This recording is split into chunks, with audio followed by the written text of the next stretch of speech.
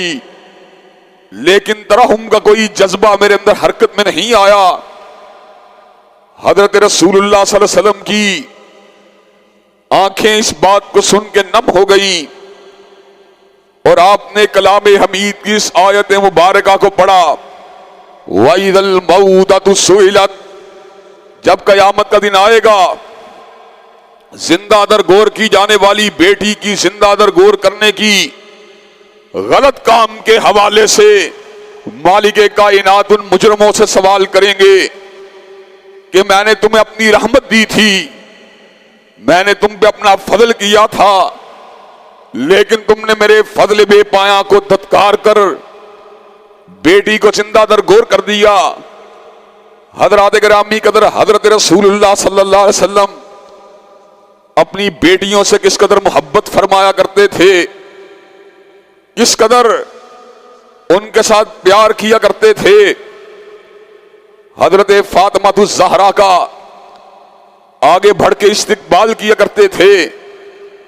ان کی پیشانی مبارک پر اور ان کے دست مقدس کے اوپر بوسہ دیا کرتے تھے۔ وہ آپ کی ہمراز، آپ کے پیار اور محبت کا مرکز،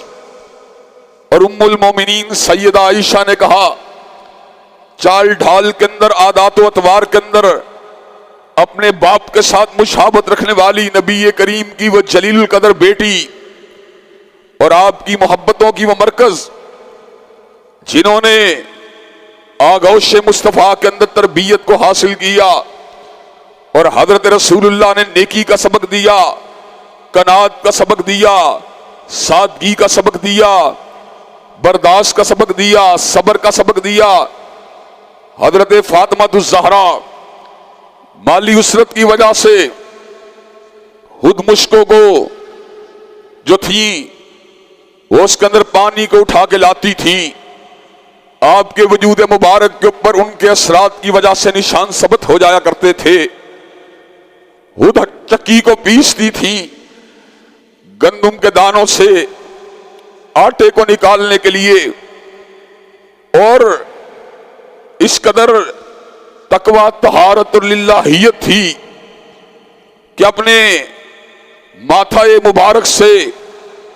اور اپنے سر مبارک سے کبھی اپنے چلمن کو نیچے اترنے نہیں دیا۔ جس وقت مالی اسرت نے بہت زیادہ پریشان کیا، بارگاہ رسالت مآب میں حاضر ہوئیں غلام اور لونڈیاں جو مسلمانوں کے لیے تھیں، ان میں سے ایک لونڈی یا غلام کا مطالبہ کیا، حضرت رسول اللہ صلی اللہ علیہ وسلم کے عدل کا، احسان کا اور انصاف کا عالم کیا ہے؟ مالی تنگی کے باوجود بھی ان غلاموں اور لونڈیوں میں سے کوئی ایک بھی اپنی بیٹی کے حوالے نہیں کیا، بلکہ اپنی بیٹی کو اللہ کے حوالے کیا اور اللہ کی رحمت کا طلبگار بننے کا درس دیا، اور تسبیح فاطمہ یعنی 33 مرتبہ سبحان اللہ، 33 مرتبہ الحمدللہ اور 34 مرتبہ اللہ اکبر پڑھنے کی تلقین کی۔ اور وہ لوگ جو اس عظیم وظیفے کے اثرات کو جانتے ہیں، ان کو علم ہے کہ سارے دن کی مشقت کے بعد اور سارے دن کی تلہی کے بعد اور سارے دن کی اسرت کے بعد، سارے دن کی مشقت کے بعد اگر اس تسبیح کو پڑھ لیا جائے تو اللہ تبارک و تعالیٰ کے فضل و کرم سے پورے کے پورے دن کی مشقت کو اللہ دور فرما دیتے ہیں۔ حاجی یونس صاحب اللہ تبارک و تعالیٰ ان کو گھری کی رحمت فرمائے، کئی مرتبہ جس وقت نجی طور پہ ہم ان کے پاس بیٹھے ہوا کرتے تھے تو یہ بات کہا کرتے تھے، جس بندے کی تھکاوٹ 8 گھنٹے کی نیند سے دوری ہوتی ہے، میں نے کئی مرتبہ دیکھا اگر وہ تسبیح فاطمہ کو پڑھنا شروع کر دے تو اللہ تبارک و تعالیٰ اس کی نیند کو 6 گھنٹوں میں پورا فرما دیتے ہیں۔ حضرات گرامی قدر، بیٹی کو ایک مقام دیا، سوسائٹی کے اندر اس کو ایک رول دیا، اس کو اپنی محبت کا اور پیار کا مرکز بنایا، جائیداد میں اس کے حصے کو مقرر کیا، شادی کے موقع پر اس کی رائے کو اہمیت اور فوقیت دینے کا ذکر کیا۔ ولی کی اجازت کے ساتھ ساتھ درست نکاح کے انعقاد کے لیے بیٹی کی رضامندی کو بھی ضروری قرار دیا۔ حضرت خنسا کا نکاح ان کے ولی نے ان کی اجازت کے بغیر کیا۔ بارگاہ رسالت باب میں حاضر ہوئی کہ اللہ کے نبی یہ نکاح میری رائے کے بغیر اور میری مرضی کے بغیر کیا گیا ہے۔ حالانکہ اسلام کے اندر ولی کی اجازت کے بغیر نکاح نہیں ہوتا، لیکن ولی کی اجازت کا مطلب یہ نہیں ہے کہ ولی جبرن اپنی رائے کو عورت میں مسلط کر دے۔ اس کا مطلب یہ ہے خاندانی اسٹرکچر کو توڑ کر اور خاندانی ڈسپلن کو توڑ کر عورت اپنی مرضی کے ساتھ نکاح نہیں کر سکتی۔ لیکن جہاں تک تعلق ہے اس کی رائے کی بات کا، جہاں تک تعلق ہے اس کے اوپینین کی بات کا، جہاں تک تعلق ہے اس کی مرضی کی بات کا، اس کی مرضی کے خلاف اس کے نکاح کو نہیں کیا جا سکتا۔ حضرت خنسا کے نکاح کو سید الاولین والآخرین نے فسخ فرما کر امت کے سامنے اس بات کو رکھ دیا، جب بھی بیٹی کی مرضی کے خلاف نکاح کیا جائے گا وہ نکاح جو ہوگا اس کو دوام نہیں مل سکتا، اس کو قرار نہیں مل سکتا۔ اسی نکاح کو قرار ملے گا جس کے اندر ولی کی اجازت کے ساتھ ساتھ بیٹی کی رائے بھی موجود ہوگی۔ حضرات گرامی قدر اس کی توقیر میں اضافہ کیا۔ زندگی کے طویل رود و شب میں کبھی ایسا نہیں ہوا کہ بیٹی پر بیٹے کو فوقیت دینے کا درس دیا ہو۔ وہ لوگ ظالم ہیں جو بیٹوں کو اچھا کھانا کھلاتے ہیں اور بیٹیوں کو کم تر کھانا کھلاتے ہیں۔ وہ لوگ سفاک ہیں جو بچوں کو ایچیشن میں پڑھاتے ہیں اور بیٹیوں کو گورنمنٹ اسکولوں میں پڑھاتے ہیں۔ وہ لوگ ظالم ہیں جو بچوں کے لیے برانڈڈ سوٹ لے کے آتے ہیں اور بیٹیوں کے لیے سادہ سی سلائی والے سوٹوں کو پہناتے ہیں۔ بیٹیوں کے جو رائٹس ہیں وہ اسی طرح ہیں جس طرح بیٹوں کے رائٹس ہیں۔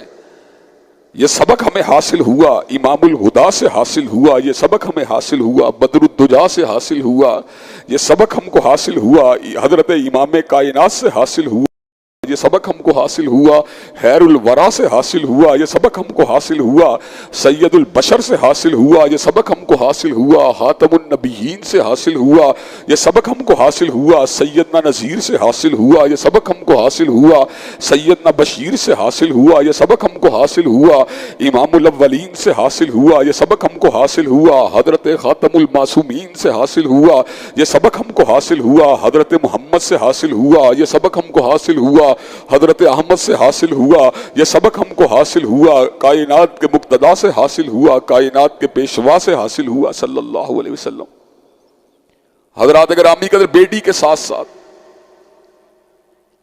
بیوی کے رائٹس کو متعین کیا گیا۔ وَعَاشِرُوهُنَّ بِالْمَعْرُوفِ، ان کو اچھے طریقے سے رکھو، جو خود پہنتے ہو ان کو پہناؤ، جو خود کھاتے ہو ان کو کھلاؤ۔ بیوی تمہاری لونڈی نہیں، پاؤں کی جوتی نہیں ہے۔ وَلَهُنَّ مِثْلُ الَّذِي عَلَيْهِنَّ بِالْمَعْرُوفِ، جس طرح تمہارے حقوق ہیں ان کے بھی حقوق ہیں۔ وہ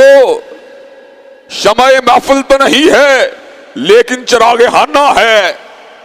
تمہارا ان سے کنٹیکٹ خریداری کا کنٹیکٹ نہیں، تم نے ان کو خریدا نہیں ہے۔ یہ سماجی اور مذہبی بندھن ہے۔ جس طرح تم نے ایجاب و قبول کے ذریعے ان کو حاصل کیا، اسی طرح ایجاب و قبول کے ذریعے انہوں نے تم کو حاصل کیا۔ یہ ایک کمپینین شپ ہے، یہ ایک ساجی کا تعلق ہے، یہ ایک ساتھی کا تعلق ہے، یہ ایک دوستی کا، پیار کا، محبت کا، مودت کا، انس کا تعلق ہے۔ وہ جو کائنات کا مقتدا تھا، وہ جو کائنات کا رہنما تھا، وہ جو مسجدوں کا امام تھا، وہ جو سماج کا رہنما تھا، وہ جو سیاست کا مقتدا تھا، وہ جو انسانیت کا پیشوا تھا، وہ جو جنگوں کا سپاہ سالار تھا، وہ جو حنین و خندق کا سپاہ سالار تھا، وہ جو حجاز کا والی تھا، وہ جو مدینہ کا چیف جسٹس تھا، وہ جو لوگوں کے امور کو حل فرمانے والا تھا۔ جب گھر میں داخل ہوتا تھا تو ازواج مطہرات کے لیے پیار کو، محبت کو اور مودت کو لیے ہوئے داخل ہوتا تھا۔ وہ ان کے ساتھ مل کر امور خانہ کو چلانے کے اندر اپنے کردار کو ادا کیا کرتا تھا۔ وہ ان کے ہمراہ ہر قسم کے معاملات کو چلایا کرتا تھا۔ وہ گھر کے چھوٹے سے چھوٹے کام کے اندر ان کی رفاقت کے حق کو ادا کیا کرتا تھا۔ وہ متبسم چہرے کے ساتھ ان کے ساتھ پیش آیا کرتا تھا۔ اس نے زندگی کے طویل رد و شب